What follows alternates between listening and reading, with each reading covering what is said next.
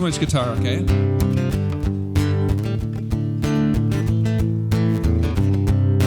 Closing time. Open all the doors and let you out into the world. Closing time. Turn all of the lights on over every boy and every girl. Closing time. One last call for alcohol, so finish your whiskey or beer. Closing time. You don't have to go home, but you can't stay here. I know who I want to take me home. I know who I want to take me home. I know who I want to take me home. Take me home. Closing time. Time for you to go out to the places you will be from. Closing time. This room won't be open till your brothers or your sisters come. So gather up your jackets, move it to the exits. I hope you have found a friend. Closing time. Every new beginning comes from some other beginning's end. Yeah, I know who I want to take me home. I know who I want to take me home. I know who I want to take me home. Take me home.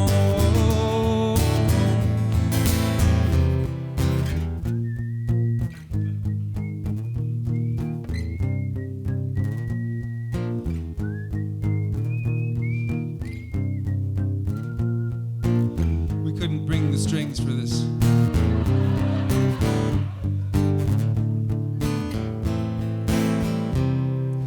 I know who I want to take me home. I know who I want to take me home. I know who I want to take me home. Take me home. Closing time. Every new beginning comes from some other beginning's end.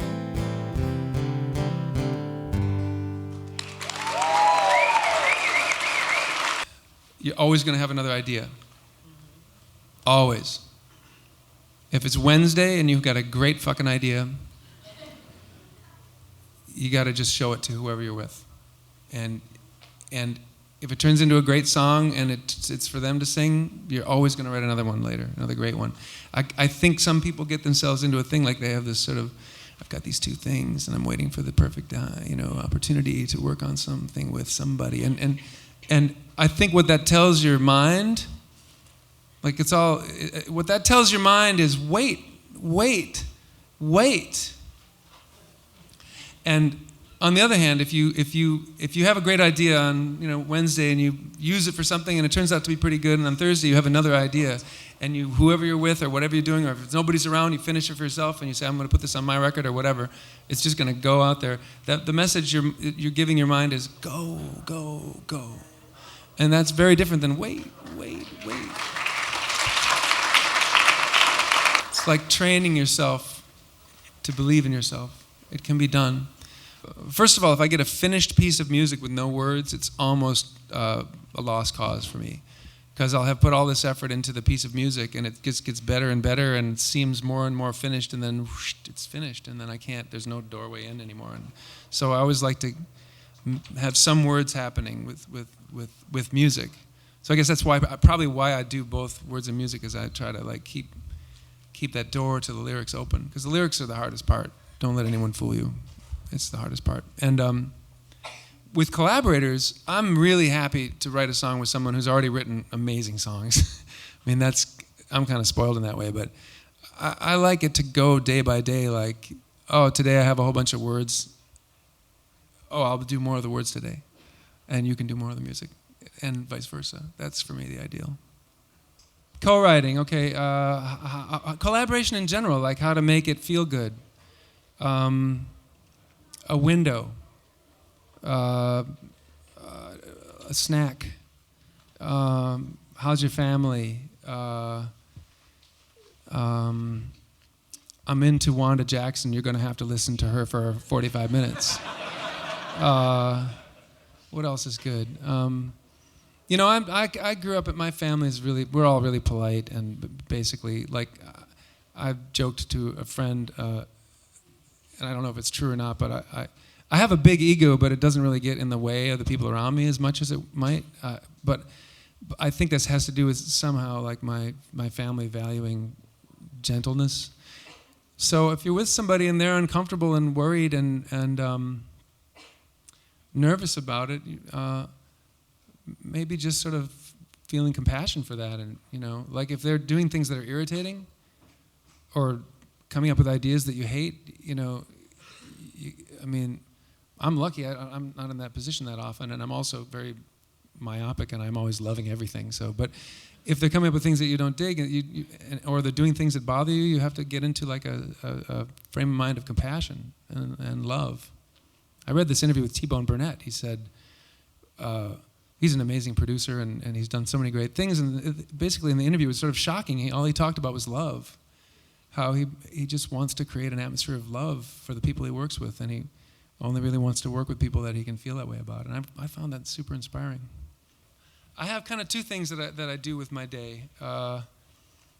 It's always an experiment. I really thrive on like sort of routines. Like I just happen to have that kind of personality. Like if every day is, I mean, it's really going to be really different for me. Like I'm doing a lot of co-writing with people, and I like to work for 3 days with people and like get something done, something amazing, and then like let the dust settle and get back together with them in a month.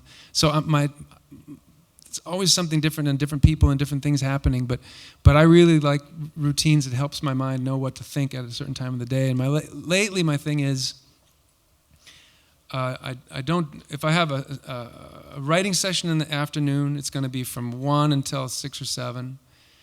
In the morning, I'm not going to think about music business. I'm not going to answer business emails. I'm not going to worry about. I'm going to try not to make doctor's appointments or deal with stuff with my daughters. I could save those things for other days, you know. So my session mornings are kind of like low level, you know, the kind of things on your to-do list that are like muck out the gutter or something like that. You know, it's like you can do it. It's easy. It takes zero brain power. It doesn't stress you out. When you're done, you're like, yeah, I feel good. And then, you know, wash up, have some lunch, and then do a session. I used to try to do everything every day, and I found that I wasn't giving my full attention to my sessions. Then the other thing that I do in different parts of my life is I'll say, okay, now it's like a morning time of year, and I'll check out from everything and anything every day until like 1 o'clock, and I'll just think of things. Either like lately I've been trying to learn about Stravinsky's Rite of Spring. And so, you know, when I'm in that kind of woodshedding mode, I might just listen to Rite of Spring and look at the score and try to read along, you know, for like an hour. Or, you know, there's always little homeworky things in songwriting that I find very difficult, like write an extra verse. Basically, I really like to structure my days and make them kind of make a sort of sense to me, and that's probably not the same for everybody. That's probably different for everybody. So we ended up writing this song. Got about half of it done on the first day, and we took rough mixes in our cars and agreed to meet the second day. Got together the second day, and you know, I was listening in the car, going, "This could be really good," but oh man, okay, what are we gonna do? Because it really needs a bridge, and it's one of those songs that needs a bridge, and there's no second verse, and there's something wrong with the choruses. I was like, I don't know what to do, but we haven't, you know, it was far from complete. And when we got to the studio, Adele was there already, and I said, well, what do you think of what we worked on yesterday? And she said, I played it to my manager and me mum. And I was actually kind of bummed because I hate playing work in progress for people. It's like, asking them to imagine something being great. Here's this thing that's okay. Just imagine how great it's going to be later. Isn't it awesome? And they go, nice, I don't know. So I hate playing work in progress to anybody, but I said, what did your manager think? And Adele said, oh, my manager loved it. And I said, what did your mom think? And Adele said, she cried. And I thought, oh, well, okay, this might work out okay.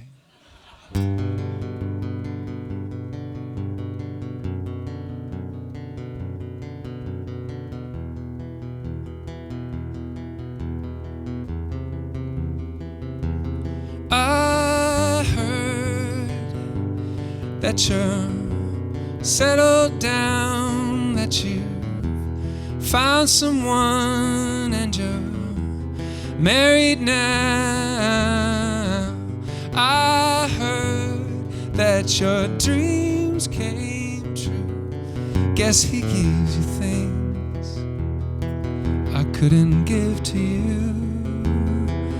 Oh, friend, why you so shy? It ain't like you to hold back and hide from the light.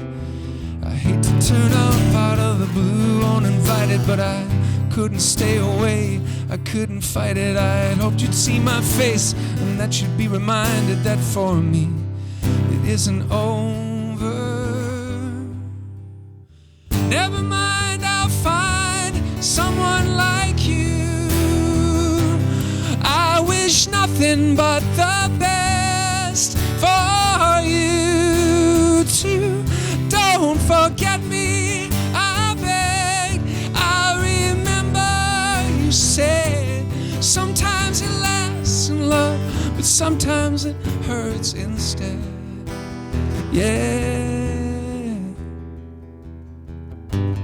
You know how the time flies. Only yesterday was the time of our lives.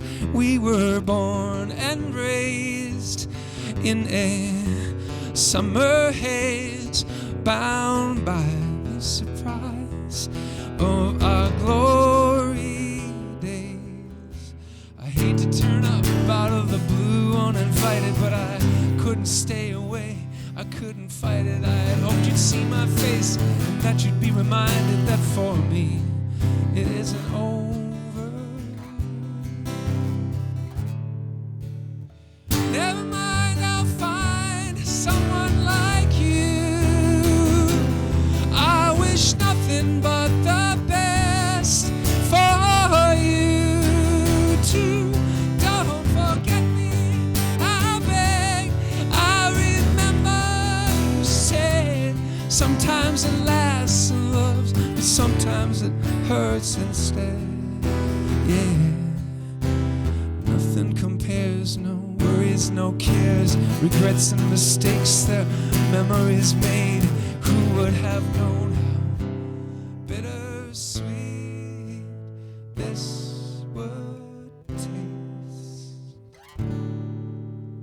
Never mind, I'll find someone like you.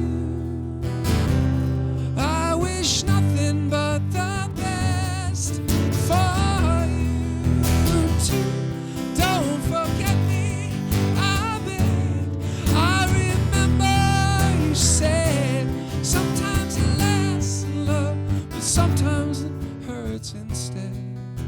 Yeah, sometimes it lasts in love, but sometimes it hurts instead. Yeah.